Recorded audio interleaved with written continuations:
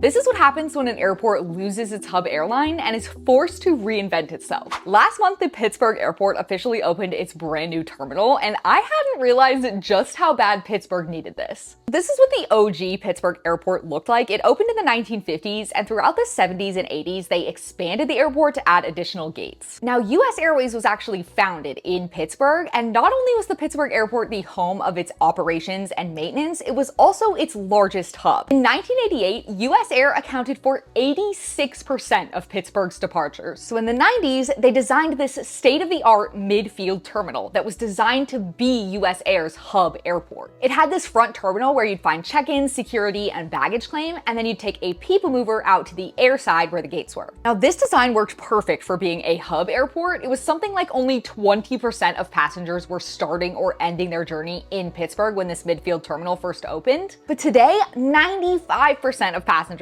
are starting or ending their journey in Pittsburgh, so the market here has really changed. US Air ended up really struggling in the early 2000s. They filed for bankruptcy twice and significantly cut back on operations at Pitt. And then in 2013, they announced they were merging with American Airlines. So by that point, this midfield terminal was feeling very underutilized and just not working for the city. So in 2017, they embarked on a modernization program. Construction officially began in 2021, and this new terminal opened on November 18th. They basically created one big building that connects that front building with the midfield terminal. So there's no more people mover, you'll be able to just go through security and walk to your gate. And something I found really interesting is it greatly reduced the amount of distance that the bags have to travel. They used to have to travel 8 miles to get to baggage claim, and now it's just about 3. But I think the design is really well done. It fits different aspects of the city. I just love that the Pittsburgh airport was able to kind of weather the changes of the past 30 years and make something new that worked better for their city.